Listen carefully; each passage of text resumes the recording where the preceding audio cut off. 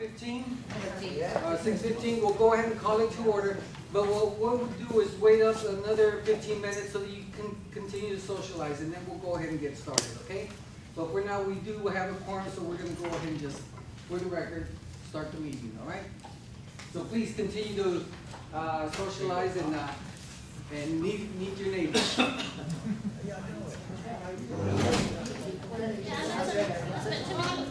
Why don't they have a speaker?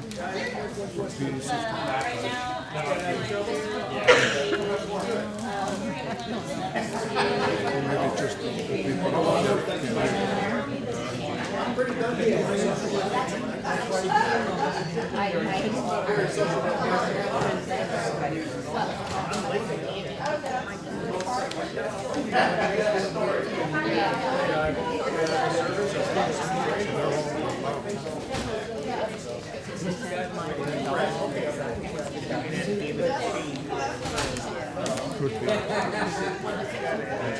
I don't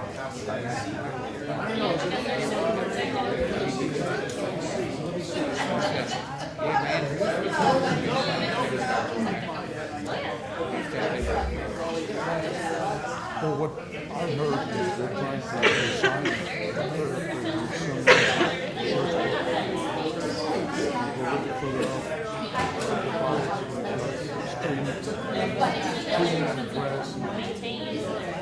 Yeah, but it's true to people like me, like him. We got to go down the crossfire and make a U-turn against traffic.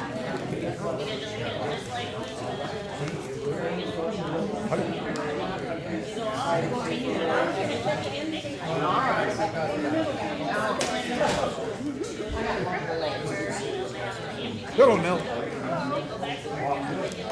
Watch it.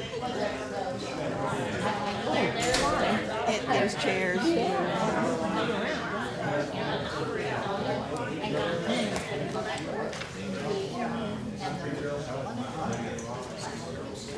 Yes, dear, what? I just was talking to the, I can't think what his title is, one that oversees all the buildings and stuff for City of Sharps. He used to work for Converse. Before that, he used to work for Sabine.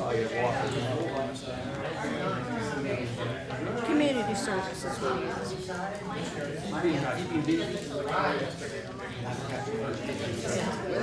He said, he asked whether I had driven between New Braunfels and Seguin on 46.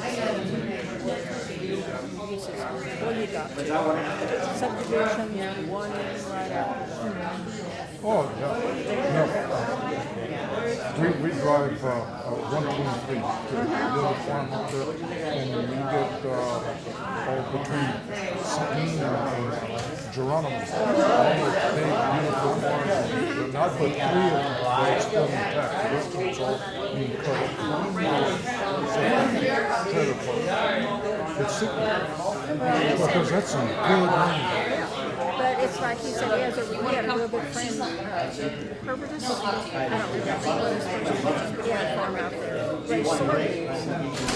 And he asked him, when he went out there, he saw that he divided his property up, and he said, well, I could sit here and I could farm my soybeans and make maybe $7,000 an acre. I can sell that acre for $22,000. That's all. But you know, once it's gone. Once it's gone, it's gone. There's, I mean, what's the farm? What's the farm? A lot of these people take that money and it's going to go off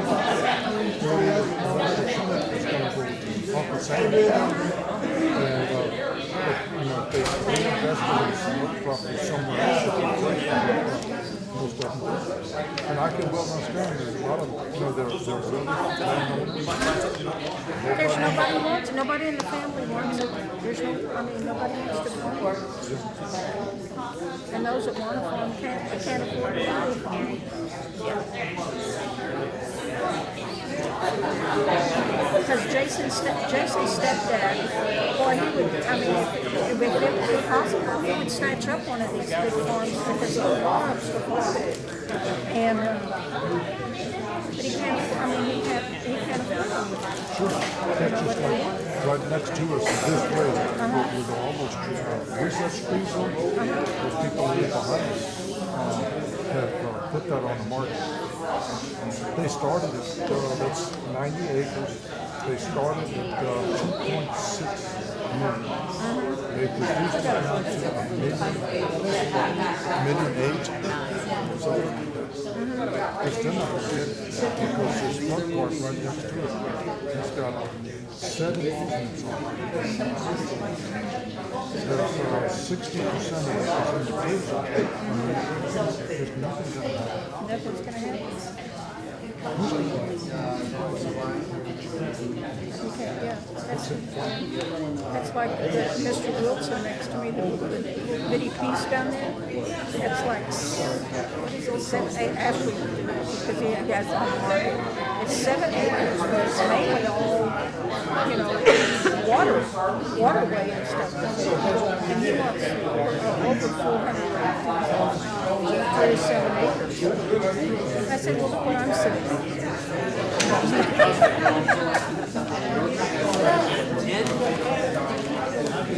If I wanted to get a little, I'd do a job. Up to enjoy sometimes I get so frustrated. I'd like to sell everything to me. And you'll find some place east and south big enough where I never have to put another truck on the road.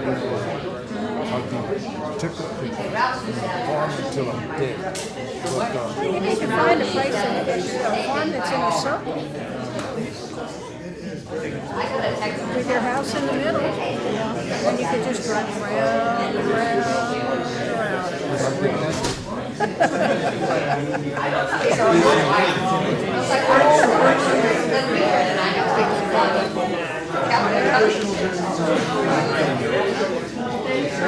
Benjamin got him a wildlife camera, put it up down by the pond. We're talking to see some deer.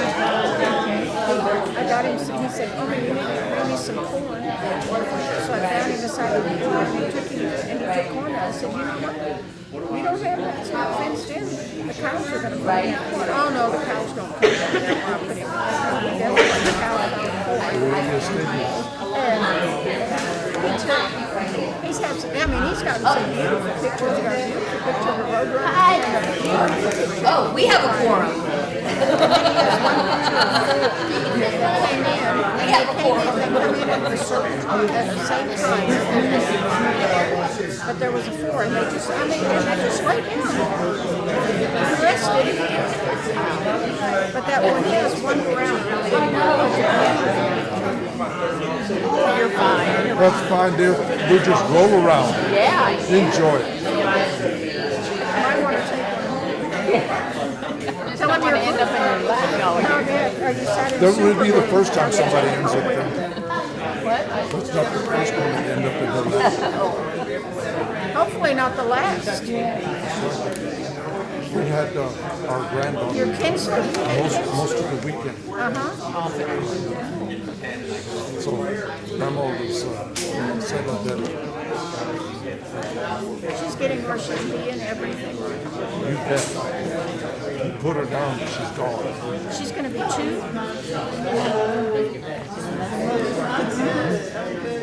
The little four-wheel stroller. No.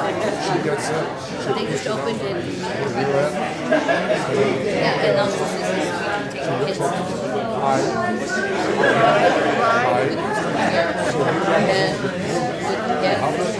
Today will come up.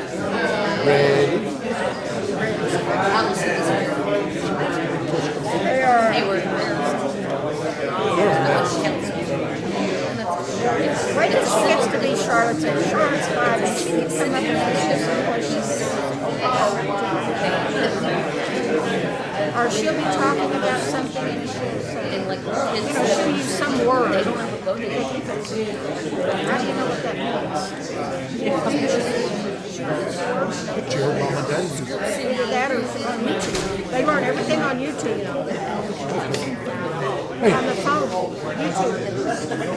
Did your cat switch? I've got 8. I've got 8 cats.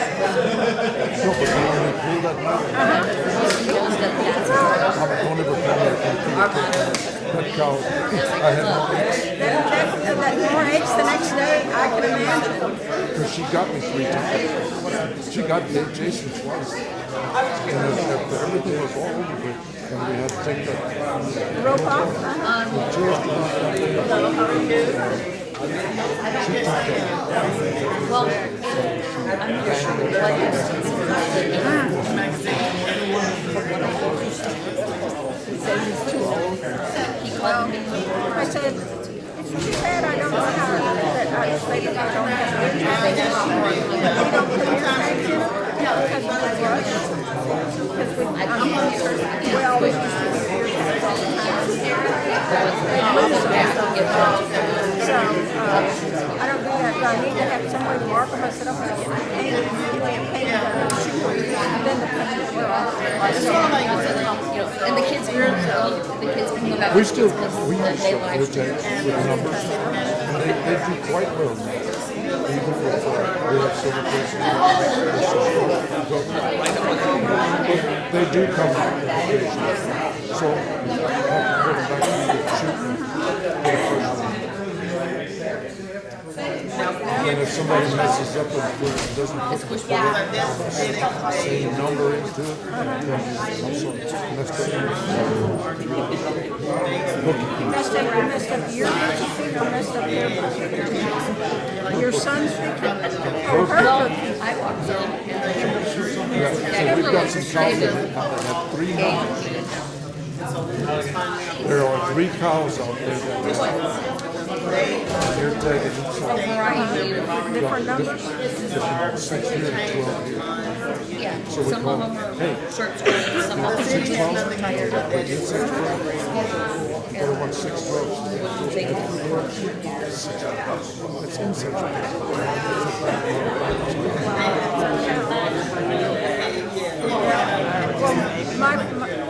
My family, they want to name everything. Everything has a name. I have one Charlotte named Curly because she's the white face because she's got pearls all over her head. Then we have one that's nosy. Her name's Nosy because she always wants to get around. Yep. I'm going to turn around and pay attention.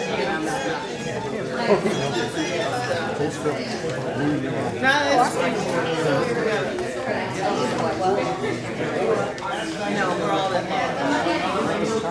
They're large and big. Doesn't matter where out there.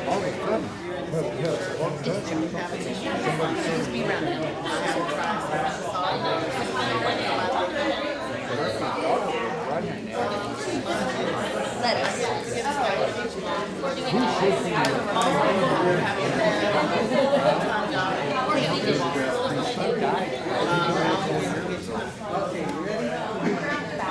Welcome again, everyone. Welcome again to our special session of February 18th, Council on the Go. Thanks for joining us today. Thank you for taking your time out of your busy schedule to come in and see exactly what's going on in our city. Before we get started, I'd like to introduce our council. First, we'll go with Mayor Pro Tem Mark Davis. Councilmember Rosemary Scott. Councilmember Michael Dalla. Councilmember David Scagliola. There he is. Councilmember Ms. Allison Haywood. And Councilmember Tim Brown. I'd also like to introduce some of our city staff. We have our city manager, Dr. Mark Brown. Our assistant city manager way up there in the corner, that's Charles Count. And our city secretary,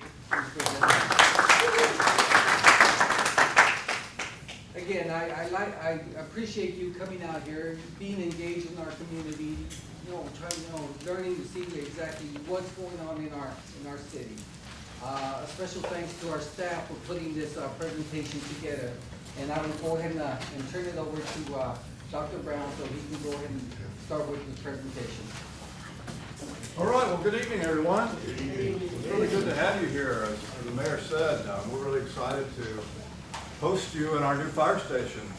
Hopefully you'll agree with us that it's a wonderful addition to our community. I can tell you that it's a tremendous quality of life improvement for our firefighters. And we really look forward to serving the community for many years out of this fire station. Can everyone hear me? Can you all hear me in the back? Well, wonderful. So we've got a great agenda for you tonight. We're going to go through some presentations, and what I'd like to do is just get through the presentations without questions, and then we'll have plenty of time for question and answer at the end of the presentations. So we'll go through those. Those won't take too long, but we think there's valuable information. And then at the conclusion, we'll have the staff here, and we'll be more than happy to answer your questions. So we're going to start the evening with what we call our State of the City video. And it was just first played this morning or this afternoon at the chamber luncheon. And so it was our first chance to unveil it. But what it does is that it will sort of show you some of the projects that we did last year and talk a little bit about what we're going to do this coming year.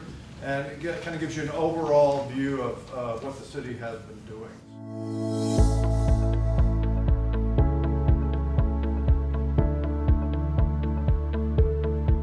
Good evening, everyone, and welcome to our 9th annual Shirtsy Awards Banquet. We're excited to have you all here to celebrate the projects and accomplishments of Schertz City staff from 2019. Every year we recognize accomplishments in 3 main areas, and here to highlight the achievements in each and to introduce this year's winner of the 9th annual Shirtsy Award is City Manager Dr. Mark Brown. Please join me in welcoming him to the stage.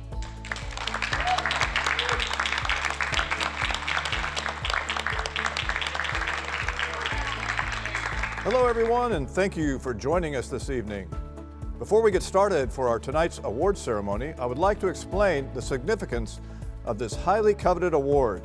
Created 9 years ago as a way to highlight staff's accomplishments, the Shirtsy Award has served as a motivator in all of staff's endeavors. Tonight, we are here to present awards in 3 categories, all of which are critical to city operations. Those categories are core services, such as fire, police, water, and roads, or quality of life services that make our community a desirable place to live, such as our parks and library, or growing the economic engine, which drives our ability to provide adequately for each of those categories. We feel that when we accomplish all 3, we are a complete city. Tonight's nominees have all done great work this year. Each are deserving of this award. So, who thinks quality of life is going to win again this year? I think it'll be core services with the win this year. I mean, Fire Station 3 opened, which reduced response times throughout the city. PD got a huge donation from Santikos, which they used to buy AEDs for the patrol vehicles and body cameras for the patrol officers. Also, they opened the paid police academy program this year. Yeah, those were some pretty big accomplishments for public safety. But don't forget, core services also includes engineering and public works. We completed several drainage projects in 2019.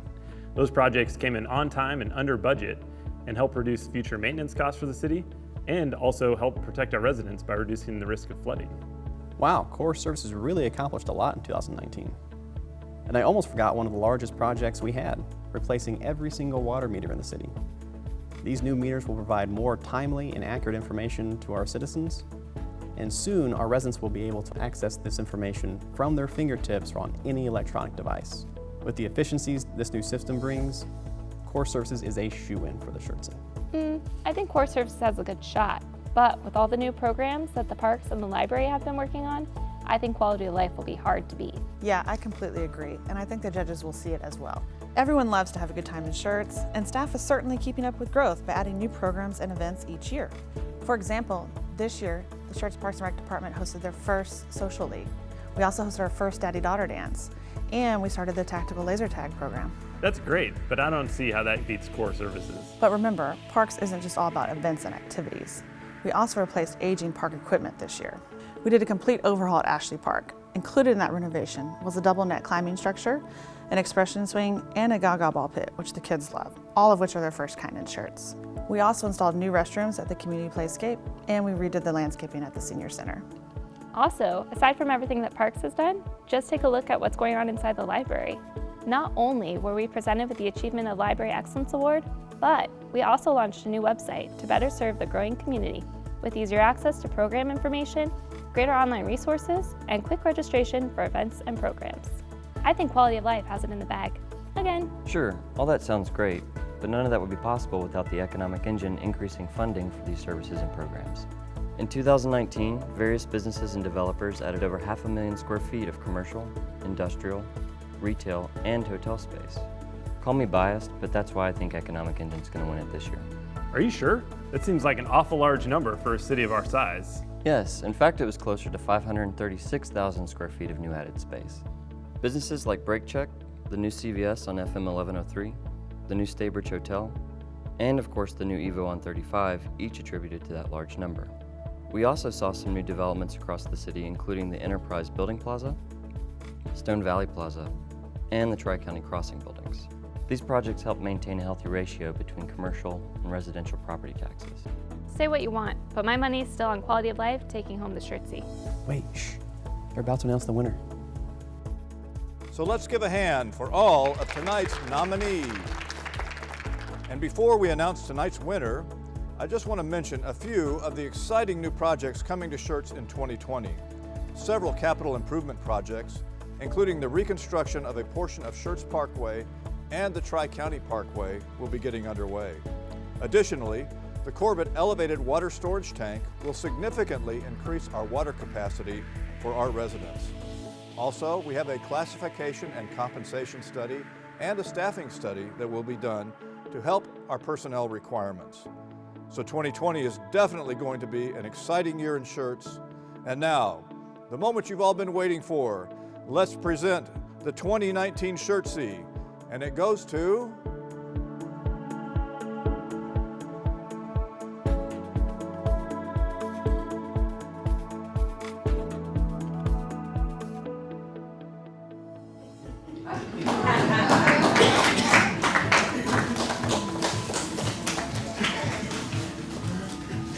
Well, we just couldn't decide. So take your pick, whether it's Quality of Life, Economic Engine, or Core Services. We did a tremendous number of projects last year, and we're going to do an equal number this year. So we look forward to a very exciting year coming up. And I'd like to thank Linda Klepper and Devin Flores right back there. Devin, raise your hand. Devin's the one who put this on. She was the brainchild for the Schertzy Award. So thank you, Devin. Let's give her a round.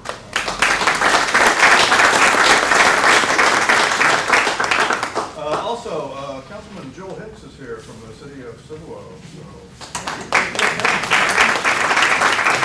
It's always good to have our sister cities here, and that was really the theme of our presentation today at the Chamber Luncheon, was how our cities are collaborating and working together.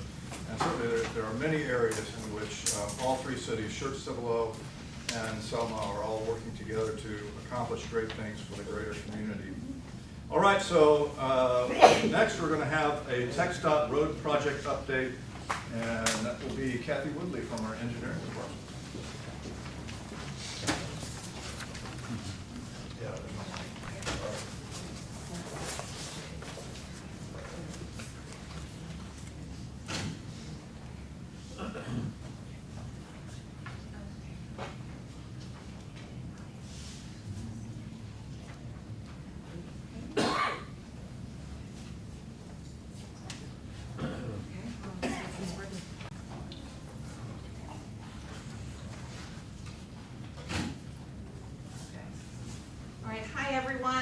I think most of you know me by now, but if you don't, I'm Kathy Woodley, the city engineer. Always exciting to come out and talk to everyone, give you an update. I'm going to talk to you about TxDOT projects going on in Schertz, currently / slightly past and moving forward for the next number of years. Some of these things we've been talking about for years. We're going to keep talking about them for more years. I might have a little bit more information. But put this together just to show how much TechStat is doing in our community, how many facilities they've got. This doesn't even show all of the facilities. Okay, that's not going to work. But you'll notice this is 1518 in Southern Shirts. There's some maintenance work going on 1518 north of 78. I didn't put that on here because what I'm going to talk to you about are the big new construction and expansion projects. Also 3009 is on here. They, a few years ago put sidewalks in on there, so there's always something going on with TechStat. But the projects that I'll talk to you about are the ones that are highlighted here. So first, the bridge at 1103, and I know this is Southern Shirts, but I'm sure most of you do get up to 35 sometimes and travel around that area. There's all kinds of work going on up there. So that bridge is complete now. Used to look like this, with one lane in each direction. And it's the most up-to-date picture I could get. I thought it still is, so yeah, it's kind of out of date, but at least it shows you the magnitude of the construction, how we went from just 2 lanes to multiple lanes and turnarounds. So that one's done. Another one that's being worked on right now is the 1103 Improvements Project. And I guess Mayor Pro Tem, I heard from Cibolo, knows that a bigger portion of this project, all the way up to right here at Wiederstein Road, is actually in Cibolo. But the portion that's between 35 and Wiederstein and Chelsea is in Shirts. The project, let's see if I have some more interest here. 2 lanes in each direction and a left turn lane currently, and it will be increased to 2 lanes in each direction, a center median and left turn lane, bicycle lanes, and sidewalks. So right now, the work that's going on up there is utility relocations. The city of Shirts, we're relocating water and wastewater facilities that are going to be in the way of the new roadway section. There's also AT&T making moves, and the telecom companies, just all kinds of utilities that have to be moved out of the way first so the roadway project can finish after that. So the roadway is scheduled to let, which means they put it out to bid in 2020, and construction on that will get underway late this year or early next year. And the period is 4 years for construction. That does include the section in Cibolo. And we don't know at this point which end they'll start in, but at least the project will be getting underway fairly soon. So next I'll talk about the I-35 operational improvements. This is a project that runs from 2252 to Schwab Road, and they're revising the ramps, so the ramps will be longer, smoother, easier to get on, easier to get off of the interstate. There'll be some improvements at the intersections, and there's also be a parking ride facility being constructed at the old rest stop that you might remember from up there. Unfortunately, some of these, I don't have a lot of fun, easy to understand graphics. I've got TechStat construction drawings, so not so great to look at, but at least you kind of get an idea of what we're dealing with. So here's the location where they have the old rest stop, and they're going to be putting in some structured parking space with illumination there to make it safe for folks to be able to literally park and ride. So that construction is underway. It's a $25.4 million project. It began last May, and with a 15-month construction period, it should be complete sometime around summer of this year. So the next one is another 35 project. This is the big one. This one is, the full limits of it are from south of I-410, 410 interchange with the AT&T Parkway, and it goes all the way up to the Barrett-Guadalupe County line, and then beyond. So it goes to there, and then eventually it'll go all the way up to the Hayes County line. But the portion that we're most interested in, of course, here in Shirts, that small portion is $375 million alone. It's not a toll road. I always put that on there because several years ago, there was a plan to get funding for this project as a toll road. That is not the plan anymore. It's being funded through other TxDOT and federal funding sources. So right now they're still in schematic design. They're working with some design build firms to try and figure out which firm is going to get that award. So there's a request for a proposal out.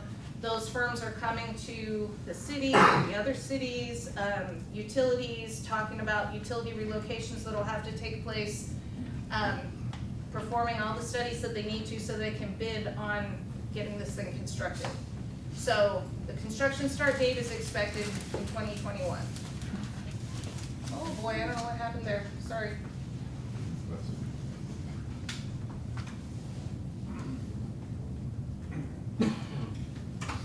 Okay. See if I can be very careful and get back there quickly. Pointing at this thing, should I be pointing at the computer instead?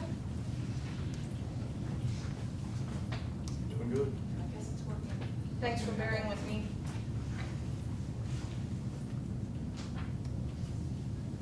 Okay, so one reason I say this is the big one is because this is something very new to our neck of the woods, and that's elevated lanes that'll be constructed. You know, 35 is very heavily developed through this corridor.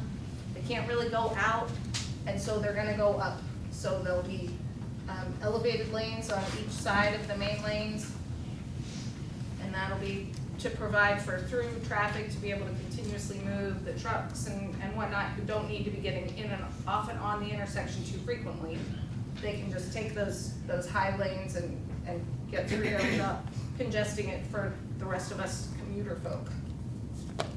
It will come down off the elevated lanes and merge back into the surface lanes around 1103. Another project that's much closer to the neighborhood here are some IH10 improvements. And these improvements, again, you probably all, when you drive to San Antonio, you drive through that mess going to 1604 and whatnot. Well, it's coming further toward us. And it'll eventually go all the way out to 130 in Seguin. But there's actually a distinct project from Graytown to the Bear Guadalupe County line. It actually does merge back at about Hackerville Road. It's where it completes. And this is a $154 million project. These are just huge projects. They're going to be adding lanes, expanding the bridges. There's minimal right-of-way acquisition, so that's kind of good news. There will be some utility relocations, so again, we're working to have some of our consultants design water relocations and whatnot so we can get out of the way of this construction project. It's scheduled to let in July of 2020. I'm gonna guess that that's gonna get pushed back a little bit, but it won't be too far. It's gonna happen fairly soon. So, oh, why does that happen? Oh my goodness. I'm so sorry, you guys.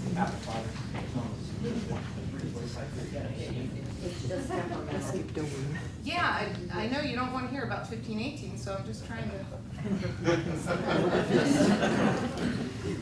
take attention away from that. Okay, so right now the existing section for most of this stretch is 2 lanes in each way on I-10 and then 2-lane frontage roads that are 2 directions. So the frontage roads will be converted to 1 direction only, and we'll have 3 lanes in the main lanes and 3 lanes on the frontage roads for the most part. And the next slide is pretty exciting. So this isn't part of the 1518 project, but still won't be. Oh, thank you, yes. Thank you, Dr. Brown. Okay. On core services, you know, and this is more a quality of life thing, so. Work on the presentation a little bit. Okay, so this is part of the I-10 project. You'll notice here at 1518, turnarounds, multiple lanes on the overpass. And then this next one, I got really excited about it. I'll tell you a little story. I looked through these plans in more detail today than I had before, and I got to this next sheet, and I wasn't aware of this. I got so excited, and I went to Scott McClellan, who's our project manager. He was in the video a little while ago, and I said, I'm really excited to share this tonight. I'm going to show this slide. Can you tell what's happening on this slide? And when he kind of looked at it and he wasn't really sure what I was getting at, I said, oh, that's just not gonna work. So, can anybody tell what's going on here, why I want to put that slide? It's a mess. Signals, yeah, somebody said that, stoplight, signals at 1518. This right here is only showing the shirt side of 1518, the St. Hedwig side is on another page, but, so I thought everyone was really excited about that. So 1518, so here's one, I know it's like the most interesting to all of you. Unfortunately, I probably have the least bit of an update on this one, because it's, you know, there's a lot of behind the scenes work going on, but it's the least progressive as far as things happening really quickly that anybody can see. So, still reporting that it's the full length from 78 to I-10. We've heard some folks say, oh, we can't get the right of way from the base. That's still, we're still working. I say we, TxDOT is working with the base. It will happen. It's very red tape kind of situation, but it will work out. So the current section, now here's a pretty picture without a lot of detail, but we all know it doesn't really look like that in real life. But just demonstrating that it's one lane in each direction. And the ultimate will also not look like this, but it will be 2 lanes in each direction with a median and a center turn lane. There'll be a wide multi-use path on one side, at least a 6-foot sidewalk on the other side. What else did I want to mention here? Oh, so the schedule, you'll still see that it's still quite a ways off, but if you notice, about 6 months ago or so, TxDOT did come out and add some lane at Schaefer Road. I think that was a huge benefit to everyone. We're trying to see if we can get them to come out and do something similar at Lower Seguin. I know that backs up a whole lot because there's no left turn lane. So we'll still, try and have some intermittent, temporary improvements between now and then, but ultimately this is what the road will be like. So that total project is only $45 million, and it's funded by a whole mess of us, TxDOT, there's federal funding, City of Schertz, Bear County. Our contribution was $10 million. Part of it was approved directly through a voter-approved bond. Part of it was approved by City Council consideration and putting it into the budget. We've already paid $600,000 to help with right-of-way acquisition. They're currently about 60% through right-of-way acquisition, which means there are 40% of the 140 parcels that they have. Every single little strip of land owned by a different property owner is an entire process. Every single process is the same, whether it's a little strip or a big piece of property. So it's quite an effort. They're about 60% through, which I'm told by TxDOT, I'm assured that that's very good at this point. They're still expecting to easily make their schedule. So the next step is utility relocations again, another time that we all have to sort of get out of the way to let TxDOT come in and construct. So I know you've probably seen a lot of flags out there, a lot of surveyors, so some of those folks are working for TxDOT to finalize the design. Some of them are probably working for utility companies to identify where the utilities are. So the construction contract is expected to be let summer, fall of 2022, and it'll be about a 2.5 to 3 year construction period after 2023. So again, I'll probably be back here next year, following year. I'll give you pretty much the same story, but hopefully a little bit more detail. So again, hats off and thanks to TxDOT for helping out with all of these important projects in our community. So we're gonna, Joel, we're gonna take questions at the end. Okay, so I was just going to add to that, since I'm on the video, it wasn't a question. Okay. Just more informative, if you don't mind. Since I'm on the Alamo Area Metropolitan Planning Organization TAC Committee, they're going to extend the I-10 project is actually going to go all the way to Santa Clara. Oh, okay. So just so y'all know that, and the double-decker, they only have 3 let-offs. One will be at the 410 interchange. One will be there at 1604 and then one will be at 3009 until it finishes out to 1103. I just wanted to pass that along. But they haven't phased it yet, so do we know where they're gonna start? Are they gonna start down at the? They're gonna start at AT&T Center and work their way out. All right. And then as far as our project with 1103, they're gonna start on your end and work your way to Still High School, so just. Okay, thank you, appreciate that very much. So, are you done? Okay, so here's the cool thing, that 1103, I-10, I-35, and 1518 could all be under construction at roughly the same time. We did that just for you. But you know, the great news is TxDOT is investing literally hundreds of millions of dollars in our community. And in the end, it's going to be worth it. All right, next up, we have, so we have the road CIP, which means capital improvement plan, and a repair update. And that'll be presented by John Nowak from our engineering department.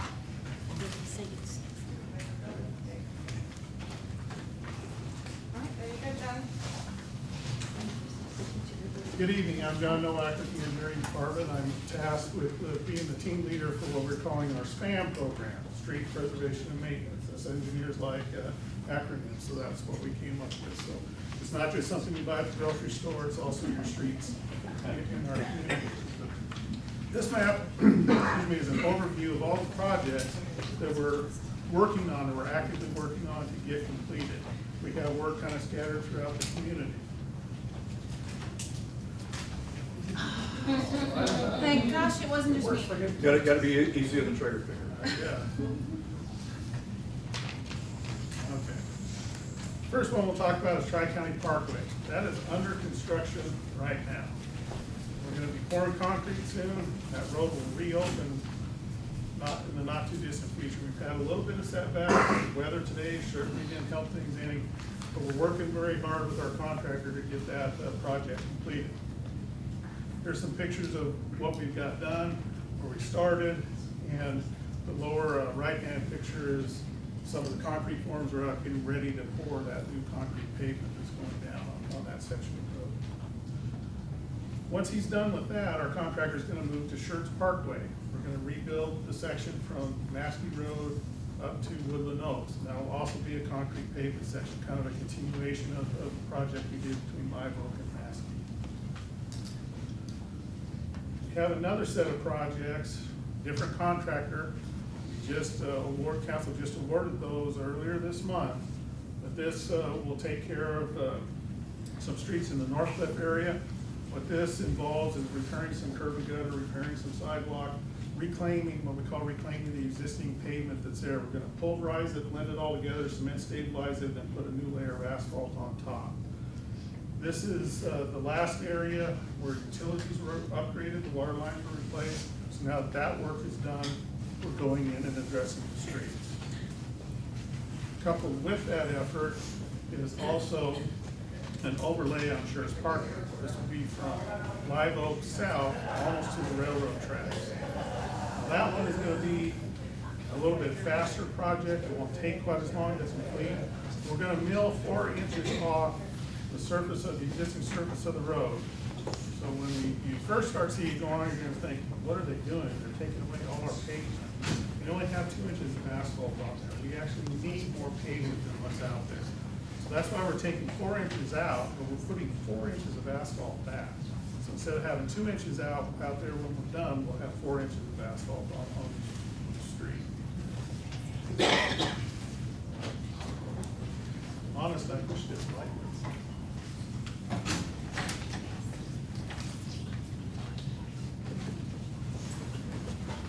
We also are going to be reconstructing a portion of Randolph. I don't have a map of that because it's just one block long. The block between Main and Exchange is kind of in bad shape. We're going to rebuild that with the new pavement. The next set of projects that we have is what we call a chip seal or a slurry seal. Now, the contract that we awarded was for chip seal because that was the best price that we got. And we're doing some different residential areas with this program. This is one subdivision, the Greenfield Village. then the subdivision right next door, the estates at Wilson's Preserve. I can never remember the name of this one. But it's off the 399, Amber Drive, Fawn Drive, Deerhaven. And then Lone Oak, which is just south of, on the south side of 78. And then we're doing a couple of individual street segments. One is the rest of Randolph, from where we do the rebuilding or the reconstruction. North of that, we're going to make some base repairs and then chip seal that. Kind of a block segment of Curtis. And then Live Oak. Now, those of you that have driven down Live Oak, you'll notice that we did chip seal a portion of that closer to Schertz Parkway. What this project will do is do the remainder of it. Now, the actual new surface, the chip seal, the riding surface, that may be delayed a little bit because we've got another project in the pipeline to install curb gutter and sidewalk on both sides of Live Oak, and some intersection improvements that we're planning to do right at the intersection of 399. So that concrete work, we want to get that done before we put the chip seal on the surface of the street. But the prep work, where we've got some areas that are sunken, they're bumpy as you drive across them, we have to repair those. That work will happen with the project as soon as it gets underway. But then it might sit there a little bit before we finish it off with that new surface. We want to get that other work done. So that's kind of where we're at right now. We had a meeting this afternoon, so I don't have a slide ready for it, with the contractor who's going to be doing the chip seal work. He hopes to get started on the project, doing the prep work, doing the base repairs in all of these areas, hopefully next month. We've still got some paperwork we've got to do while council awarded the construction contract, and he's got to get his bonds and insurance and everything in order, then we have to physically execute the contract. So once we get all that done, he's probably going to get started in March, maybe April. We want to make sure we have some warmer, good weather before we get going on that. We need kind of dry weather and warmer weather for pavement, for asphalt pavement. So you'll start to see some activity on that. Now, the other contract that was awarded, they're still trying to figure out where they're going to fit that in. That would be the North Cliff and the Schertz Parkway over. They're trying to figure out how best to fit that in their existing construction schedule that they've got. So we're still working with them to try to identify a time frame when we expect to get that done. But the goal is, by the end of this fiscal year, all of these projects will be completed.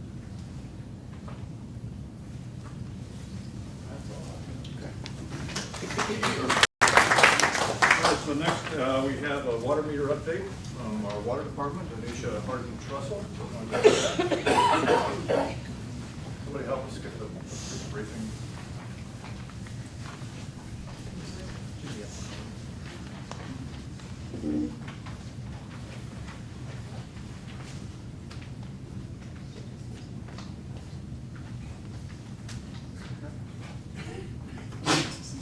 All right.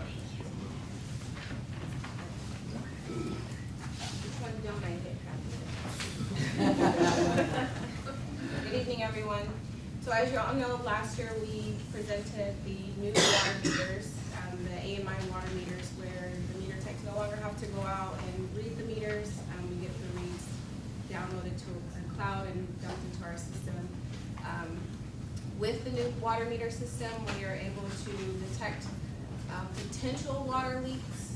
It does give us in-house an alert, and it also gives the residents an alert as well.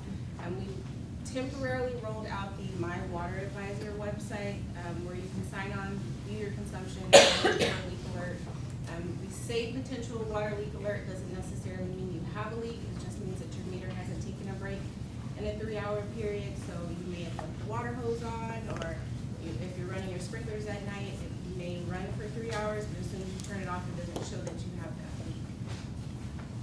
Readings and data logs can be pulled from the office instead of upon request. So if you call our office, we can give you the hourly, daily, monthly consumption usage that you've used. And then through the duration of the project, the city did change out over 15,000 meters last year. So we are currently working on a new payment interface. If you do pay your bill online, you go to shirts.com, you sign into the municipal payment online system.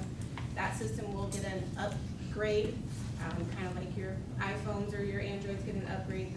That software will get an upgrade, so you'll be able to see if you use the My Water Advisor, that will cease. You'll be able to see your consumption, pay your bill, and register for legal alerts at the same time on one website versus having multiple websites to sign into.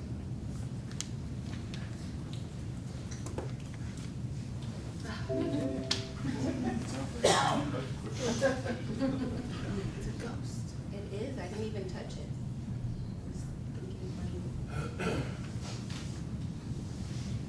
So currently, this is what the shirts.com municipal payment website looks like.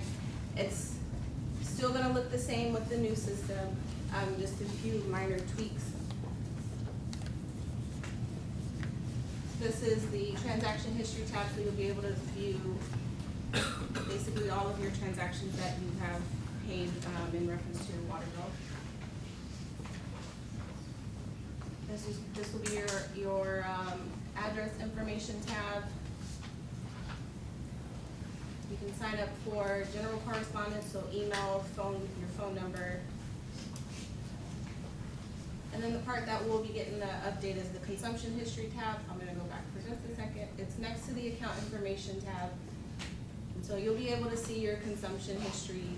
You can click on it. There's a daily little button and there's an hourly. You can also set the monthly. It'll tell you cost, how much you've used, give you an average.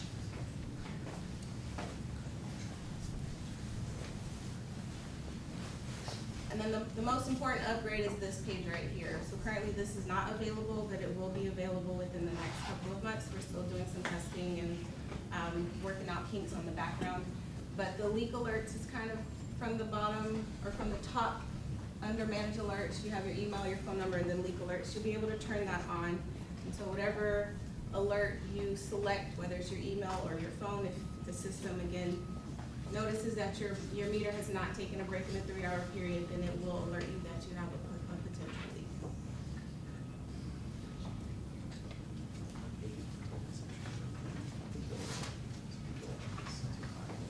Yes, you can also set thresholds down here at the bottom to alert you if you are used to paying $90 a month, and then for whatever reason, you know, your grandkids or your kids came over and they used more than that, and then your water bill is like $100, and you can set a threshold to remind you, you know, you went over your normal water consumption amount or your water bill amount.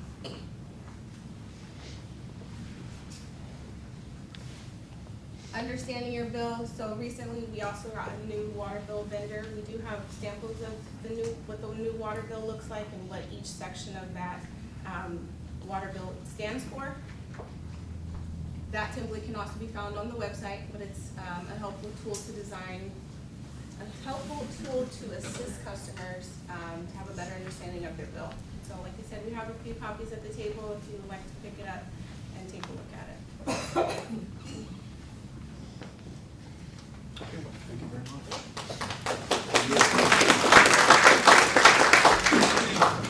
Next, we'll have a budget update from our Finance Director, James Walters.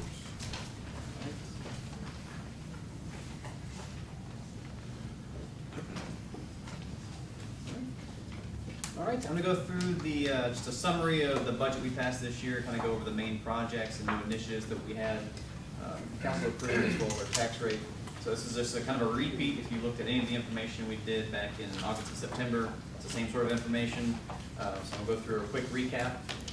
So the general fund is where you'll find most of the normal city services like police, fire, parks, municipal court, city manager's office, those type of expenses. So generally what you think of a normal city, that's where we call general fund. We estimated revenues to be about $34.5 million this coming year, or the year we're in right now. We get 42% of our revenue from property taxes. Sales taxes is 26%. So about 2/3 of the city's income comes from some sort of tax.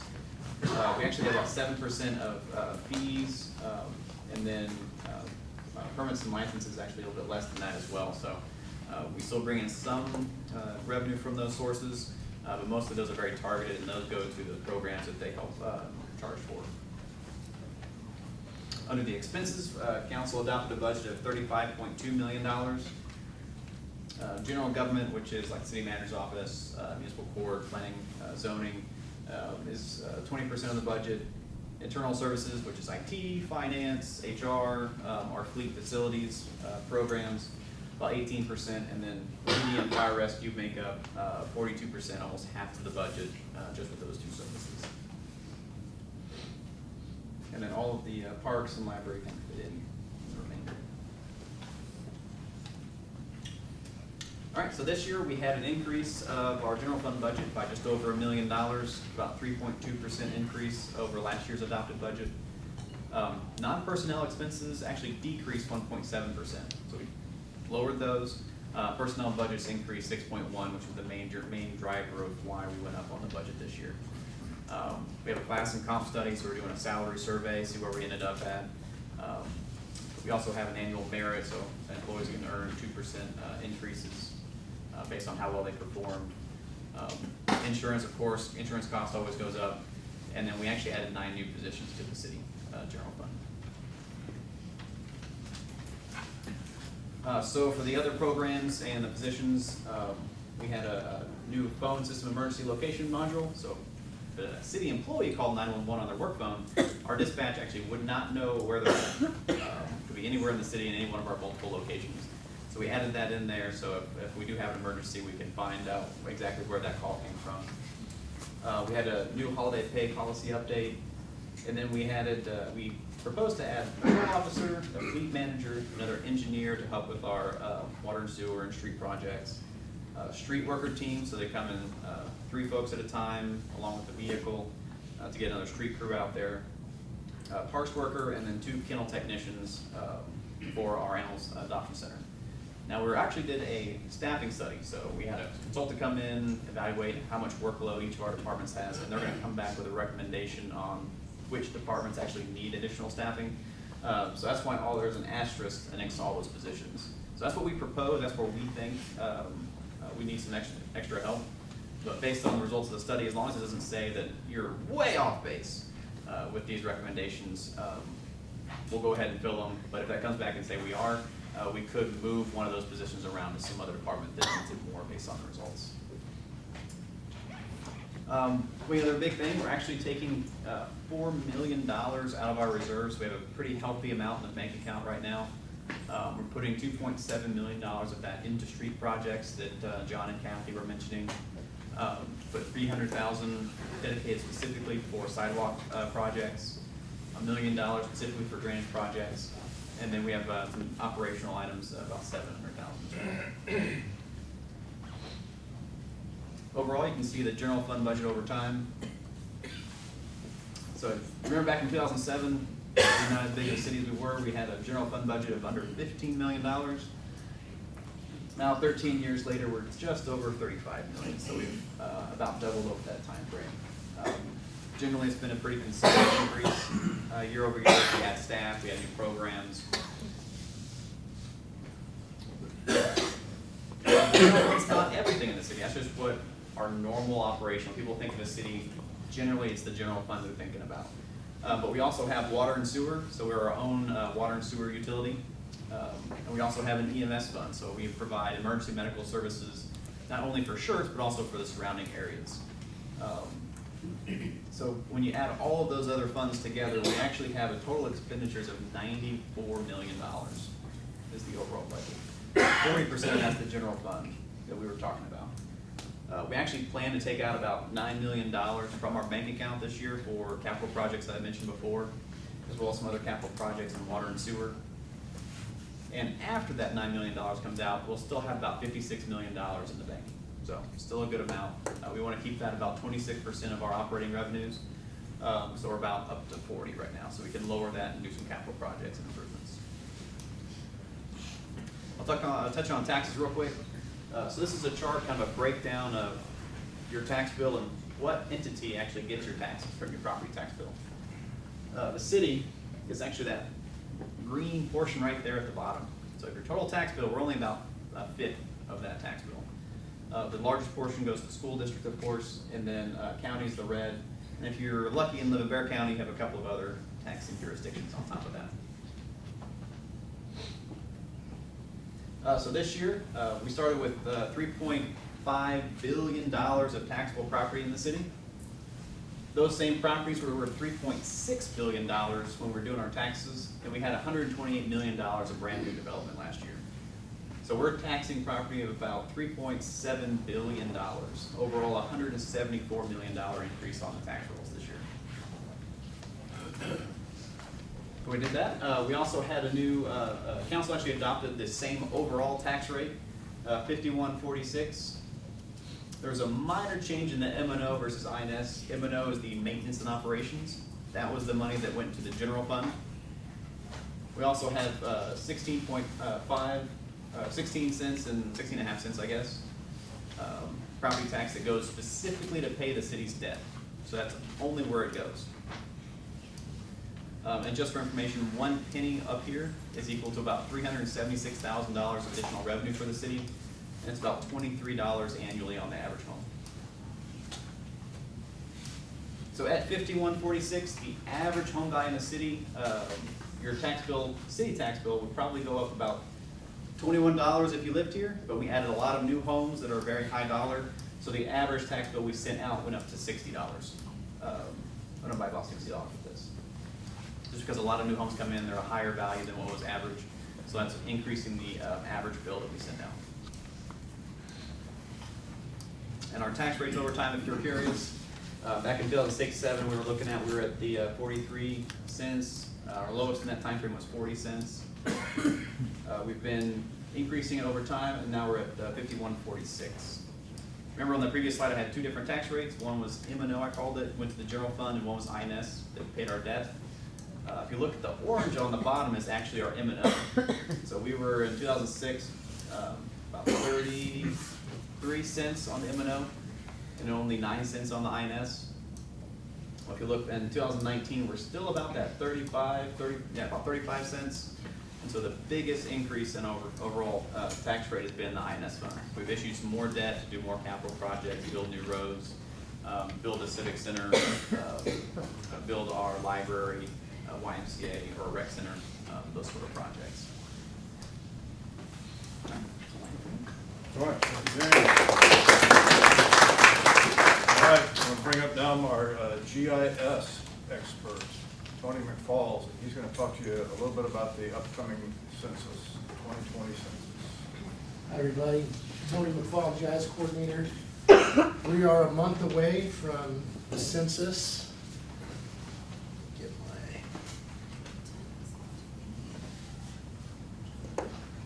Middle of March, you guys will start receiving your invitations to respond to the census. Councilmember Scagliola and I were around in 2010 when we did this, and back then we had a paper form and that was the only option. This year, you're going to have 3 different options. You'll receive this invitation, you can go into a website online and fill out your form.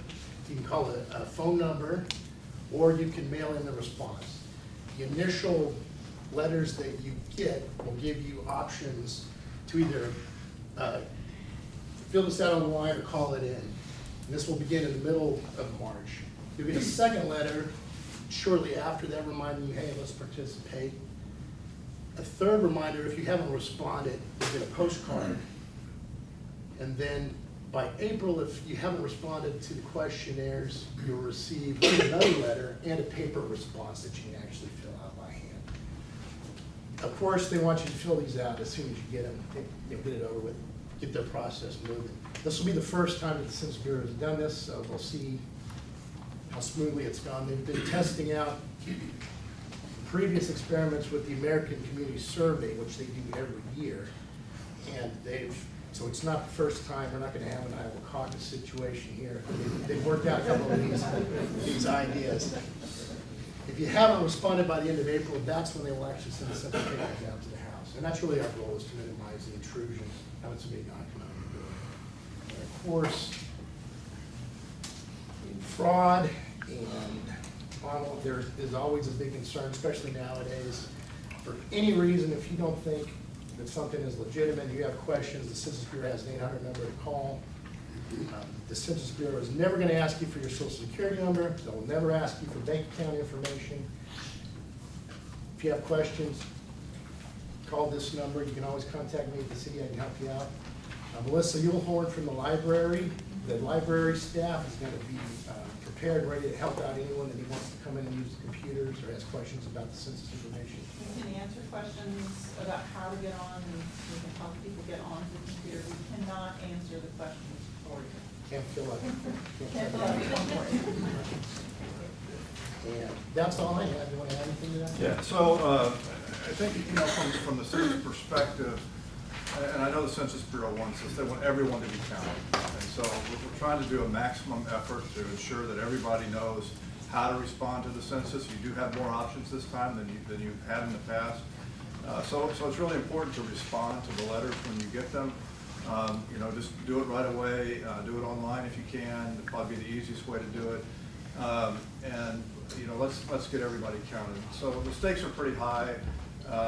It really involves federal funding that the state is going to be eligible for. So the more accurate and the more information, the more people that respond to the census, the more funding that the state will qualify for. It will also have to do with how many representatives we have in the Congress. So, once the census is done, they'll reapportion, and we could gain or lose. We probably stand to gain. Since Texas is growing so fast, we probably stand to gain a few seats in the Congress. So that's another reason why we want to continue to respond to the census, and the city will be here to help as necessary. Now, if the folks come out to your house for whatever reason you don't respond or can't respond, and they come to your house, they'll be fully identified. They'll be credentialed. There won't be, you won't have to ask, what are you doing here? They will explain it. They will be credentialed, and they won't ask for any sort of private information. No money, no donations, no fees, no Social Security card information, no bank accounts. They're going to be required to have a valid ID with a picture on it.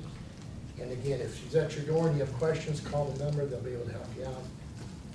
So if you do have some, if somebody's asking you for financial information and they say they're from the Census Bureau, you don't want to respond to that at all. Let the city know immediately if that's going on.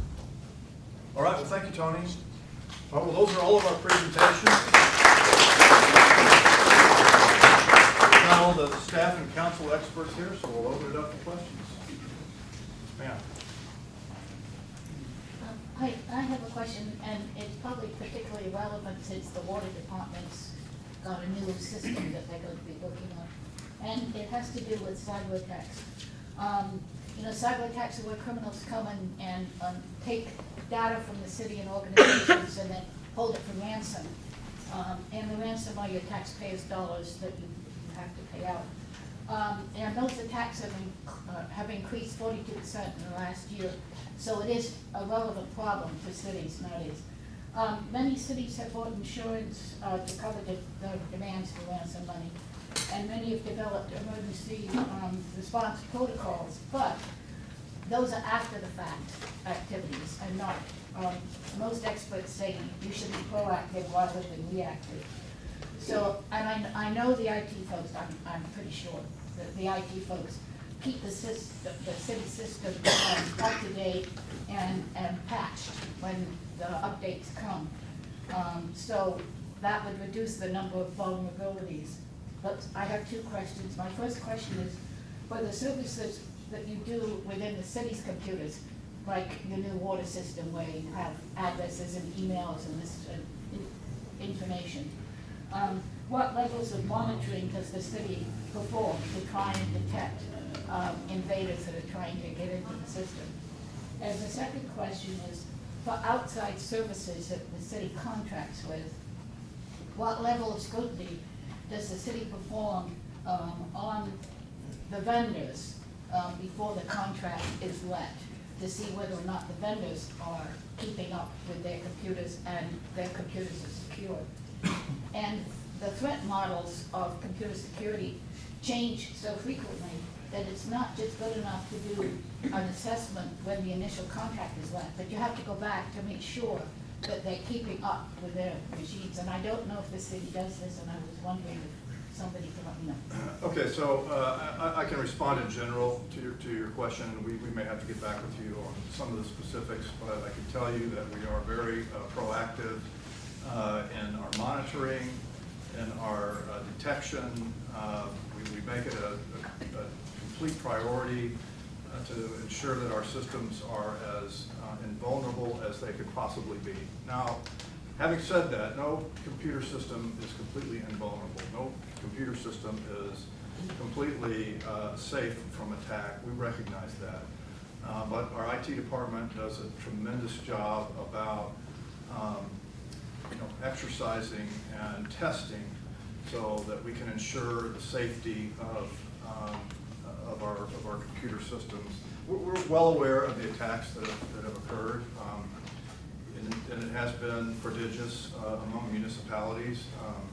Even in the San Antonio area, there have been threats. So I can assure you that our staff, Miles Klauser and his staff, are doing everything they can to protect the data, to protect the integrity of our system. When we find a problem, we're going to correct it. And it's not just something that we look at occasionally. It's something that we're intentional and diligent about.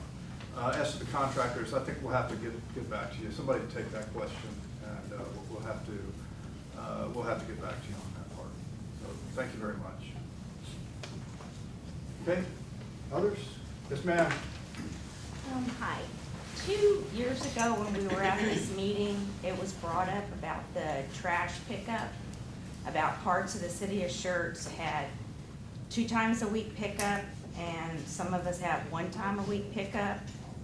That's when Waste Management was still doing it.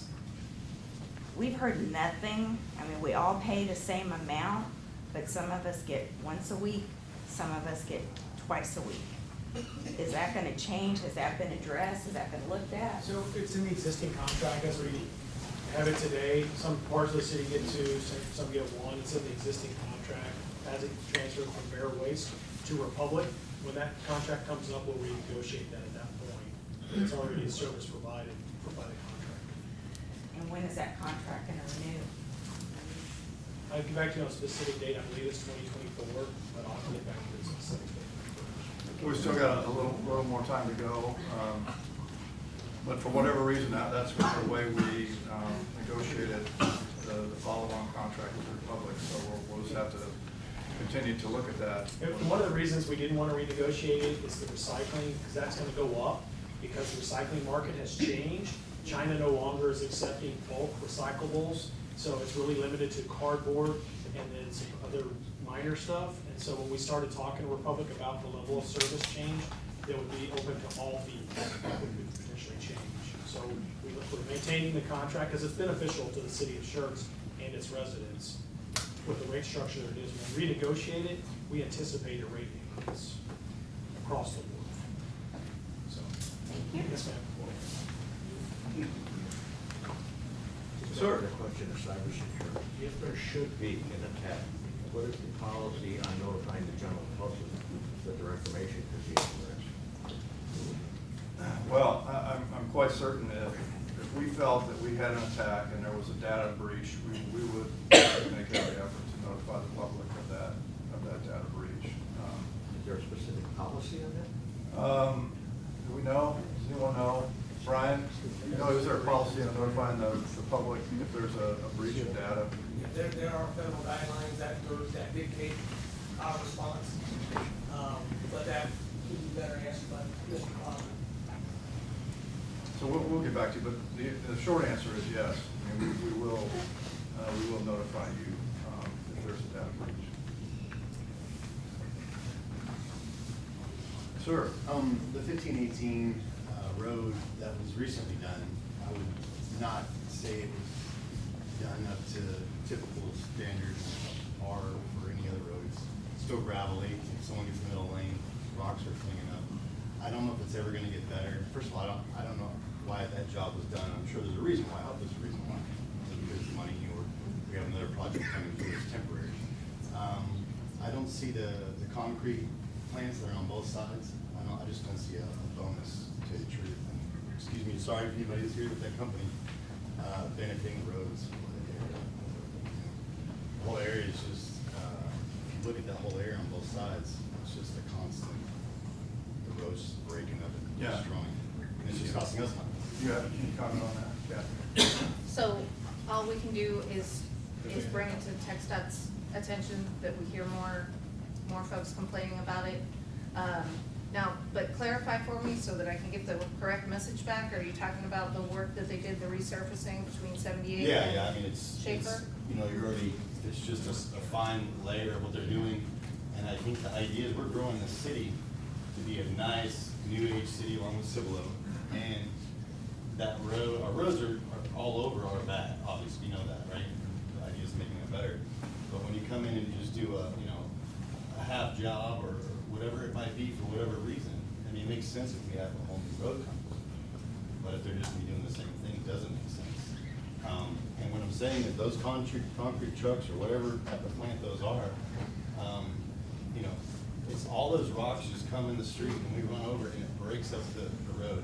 And it's just wasting our money in that section, not to mention it gets carried on down the road. We're breathing it in. And if we want to be that next level city, to drive through that and bring people through that to the new area, it's an eyesore. It's what it is, it's an eyesore. And it's not good to breathe, and it's horrible for the roads. So it's like, we're gonna do this whole new construction of 30, 40 million, whatever it might be. And are we still gonna have is there a plan to have maybe a private road to get them further back? I don't know. I'm asking you guys, so if you guys have any input on that. I just don't see a benefit to the roads, and our money's just gonna keep wasted for that stuff. Okay, understood. So I'm hearing a couple different Yeah. situations here. One is the job that was done recently on resurfacing the roads. And that what that was it was similar to some of the work that we're gonna do. Hopefully ours turns out a little bit better. It's to preserve what's there, put a sealant on it so that it doesn't continue to degrade while we wait for the reconstruction. So, of course, that makes sense, but I think anyone who's driven there can tell it didn't go very well. So we'll be talking to TxDOT about that. Hopefully they can get the contractor to rectify the situation. No, you know, I can't promise that. That's not really in our control. And then the other thing I hear you talking about is the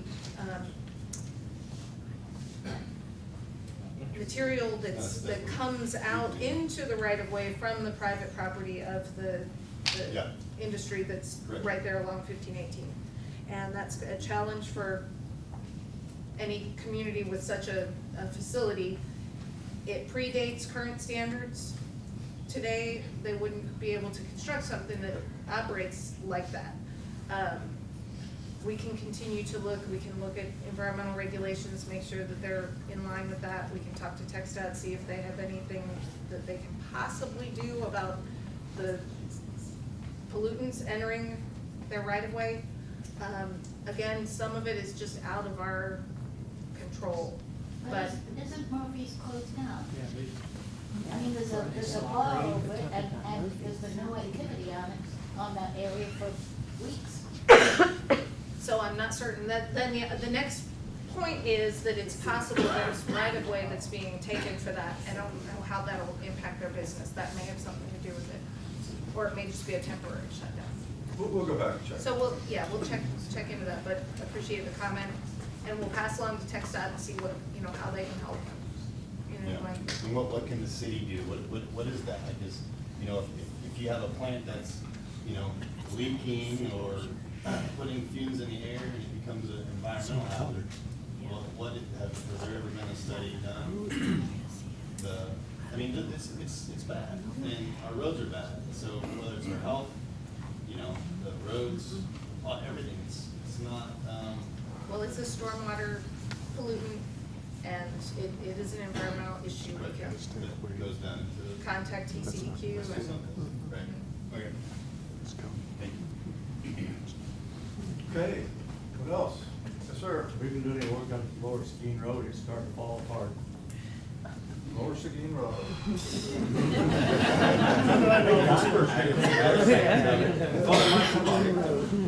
We're better than they are. Lower Seguin Road is a road that we're actively looking at. The problem with that particular road is that it requires more effort than just going out and doing a pavement preservation project. And if we're gonna go make that investment, we really need to build the road. We need to widen it, we need to put the curb and gutter in, we need to address drainage issues, we need to put sidewalks and stuff in. That takes us longer to develop that project. It is one that we're actively looking at. I don't have a timeline on it, but it is one that we're actively looking at.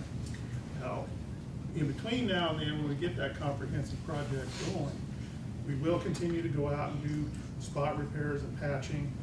And I haven't been out there in a while. I'll go take a drive on it this week and coordinate with our Public Works Department to see if we need to do some more patching. Let's get back up. Where it needs to make the project. Now we're in the official phases of it. Yes, sir. Was there any update on the water tower? They had it in the video at the beginning, but there was no mention of completion date. So the water tower is well under construction. We anticipate it being done in July.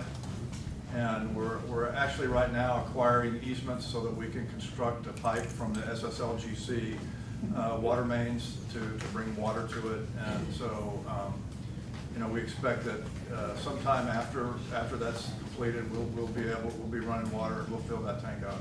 So water pressures will increase a little bit for the houses on 1518, or are they still going to be low? Well, So I can address this. So actually, the tank, once it's complete, it will be filled and it will be operational. And we follow up with a 3 million gallon ground storage tank that will be used to store additional water that'll come from SSLGC.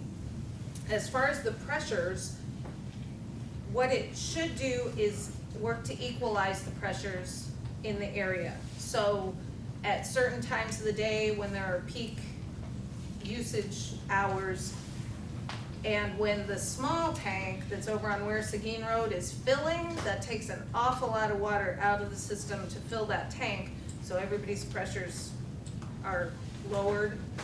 So with this new tank, it should sort of cover over those sorts of occurrences and equalize those pressures.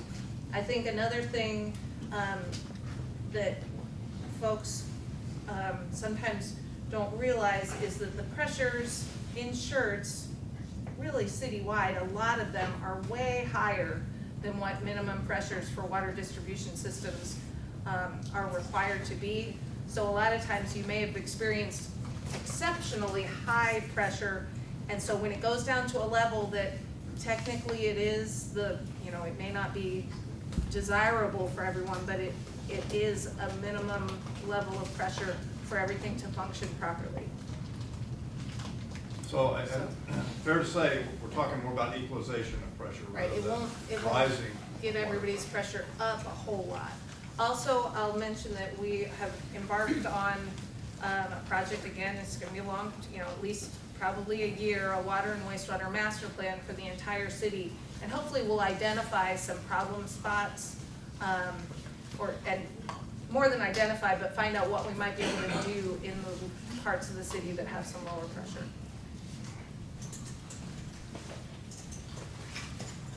What else? If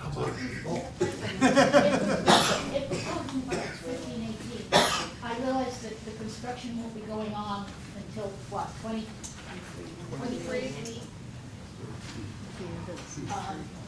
How are you gonna deal with the base traffic and stuff like that?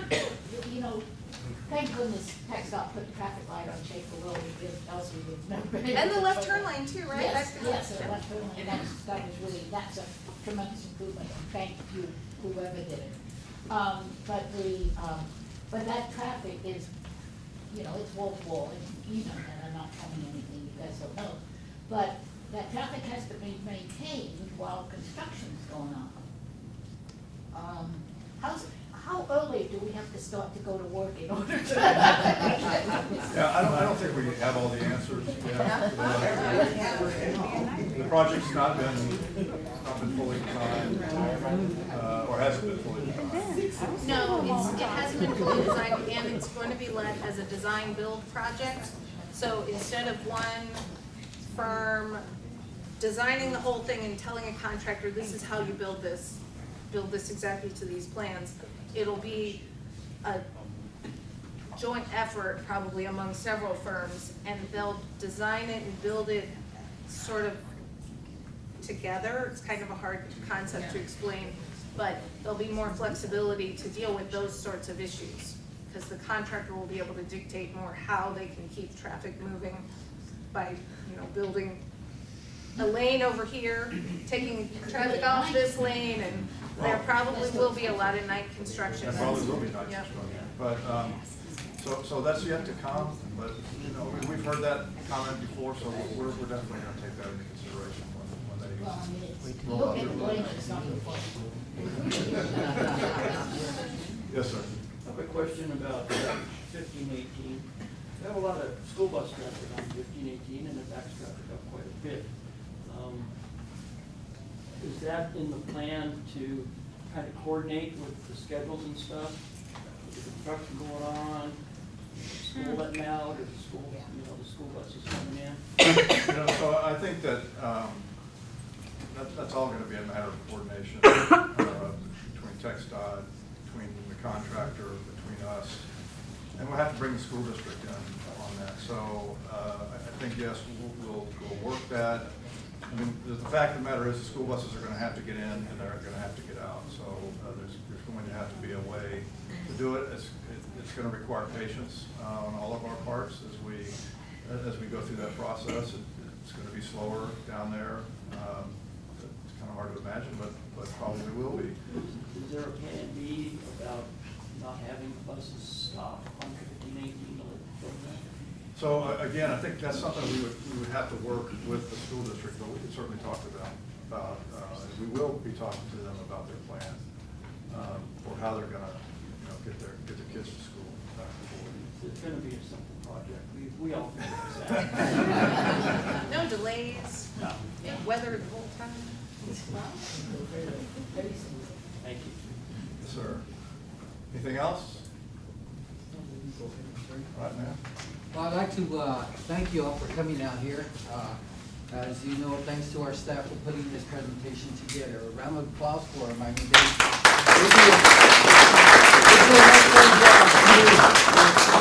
keeping our city safe and doing everything that needs to be done for our city.